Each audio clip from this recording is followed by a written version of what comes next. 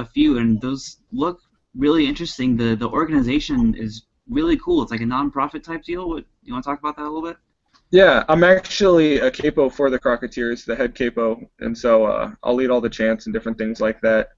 And I've been involved with the Scorpions for quite some time. As far as like when they announced the team, that's when like I was there when they announced. I've been at most of the press conferences. I've been to the town hall meetings. Been to the games. I've been to the preseason games. Their first preseason game was like 23 degrees and raining, and they postponed it to the next morning, which was even colder that morning. And I was there, with about 20 other guys freezing our butts off because that's cold for us in Texas, Right. and chanting. But and I have a lot of friends that are in the front office, but what they do is they have Soccer for a Cause, and the owner is Gordon Hartman. He has a special needs daughter, and he owns and runs he created um, the only, I guess, amusement park for special needs individuals, and it's a really awesome cause. These Scorpions keep 0% of the profits. They made something like $670,000 last season, Hmm. as far as profits that went, and all of it went towards Soccer for a Cause, which is Morgan's Wonderland, and different organizations. Like they have a Monarch Academy is a special needs school at the amusement park, and so all of the profits go towards that. The only problem with that is a lot of fans think they're not going to spend money on players, Yeah. because they want to make a profit on it. But I don't think that's the case. I'm on the side that they're willing to spend the money for the players. As you can see, they've brought in big name players this season. They Right. just brought in Psycho. They just brought in man, I can't remember his name. Restrepo, which made Right. national headlines. Right. Oh man, but it's a good cause, and the people working there. I have I have 4 or 5 of people that play on my indoor soccer team work in the front office or have worked in the front office, and Awesome. they're all on board. They're all on board for this for Soccer for a Cause. They're all on board for the cause and for the reasoning behind the team. They love the team and they love the cause, so makes me like them even more. Yeah, it's definitely one of the cooler stories that not a whole lot of people I feel like in the American soccer circles really think about or know about. Um, so talking like about 5 years from now, San Antonio's probably right now the most, like if somebody had to go to MLS right now from the lower league, San Antonio would probably be the most ready. They've got the stadium in place. You guys have got the fan support. Do you think that model, that soccer for a cause thing, is going to be sustainable? Is going to be viable up to the highest level in MLS? um, I'll be honest with you. I do not think that with the money that we have right now that Gordon Hartman has, I do not think that he will be able to make it to the MLS. I don't think he could afford the franchise fee. Okay. Um, but uh, this is just my thought process on what they could do. Is the Scorpions and Spurs Sports and Entertainment could partner together, um, and find some middle ground where profits do go to, because Gordon Hartman wants the profits to go to Morgan's Wonderland. That's why the team was created. So Right. basically, and they could work out a partnership where profits still go to Morgan's Wonderland, but also the Spurs get profits as well, from the team. And I think they need investors if they would like to move to MLS. However, and they just announced it today. Not really announced it. So I can't remember who tweeted it. Um, the San Antonio is holding Mexico versus South Korea coming up, international game, at the Alamo Dome, and mayor, our mayor, the San Antonio mayor, is meeting with Don Garber. Don Garber is going to come down and enjoy the game, and we already have something like 44,000 tickets sold.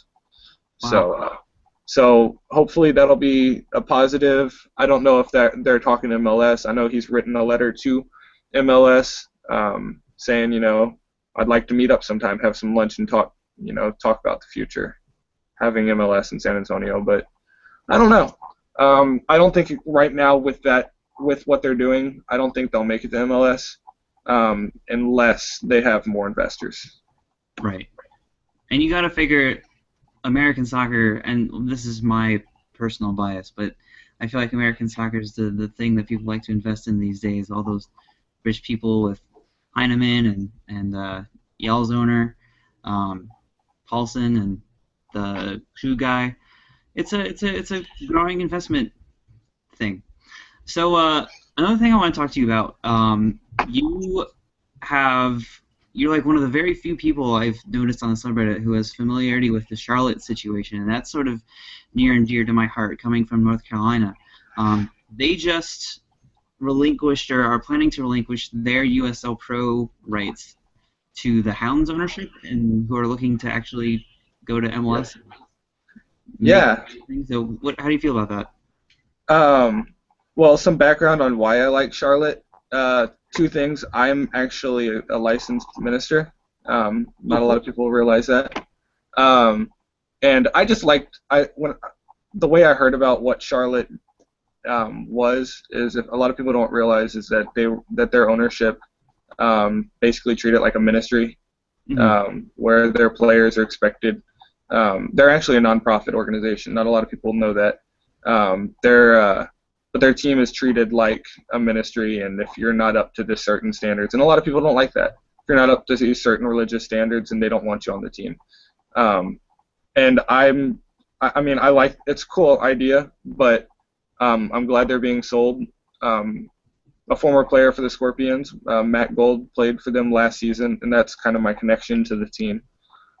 He's the one that kind of explained to me what was going on with the team. And I think it's interesting. The Hounds ownership group bought them, and what they're going to do is they're going to play another season in USL, and then they're going to drop to the PDL for 2015. And I think what they're going to do is they're going to get their organization straight, probably rebrand, basic, and they're going to move to Memorial Stadium because right now they're playing in the Queen Sports Complex. Right. And they're going to play another season there, and then they're going to move to Memorial Stadium.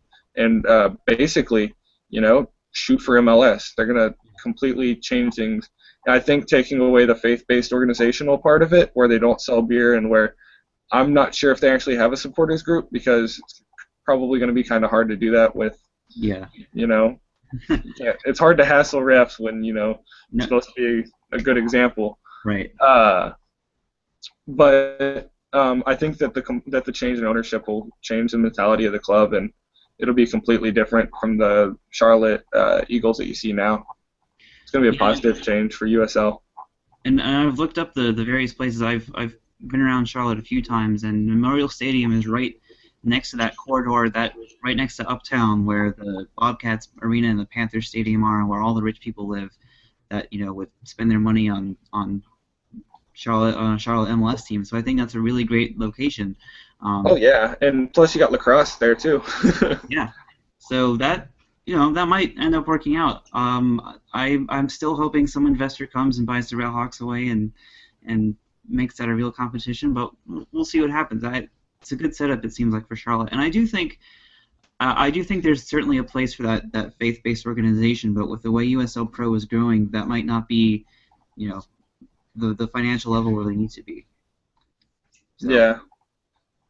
Well, it's exciting. I hope that Charlotte actually begins to attract that soccer, but I hope San Antonio gets a team first. Right. Right. The only reason I hope San Antonio, I'm kind of divided on that though, because I want San Antonio to be the shining star in the NASL, kind of like the Cosmos are kind of being, but at the same, and I don't want, I'm going to be a Timbers fan through and through. Yeah. I've been watching Timbers since 2009. I'm a fan of them. I love them. Yeah. Most people can't see me right now, but I have a scarf wall behind me that has 30 plus Timbers scarves. Literally every single Portland Timber scarf that's been made in history behind him right now. So. Except for front office scarves. No. Right. But I love the club, and I love the fans, and I love traveling to away days, and But I'll still go to the Scorpions games. I'll still go to San Antonio games. I'll be a season ticket holder, but when Timbers come to town, I'll switch sides. For sure. So. All right. Well, I think that's been a fair amount of time. Thank you for joining us, Aaron Flynn, Timber Flynn. Check his redesigns out, NASL Soccer. Check out the subreddit too. NASL is doing some cool things. If maybe they're making some silly logistical sillies, well, they'll figure this out. They're a learning and growing league, and they're key to American soccer's development. So, thank you for your time. Thanks, man. Anytime. I enjoyed it.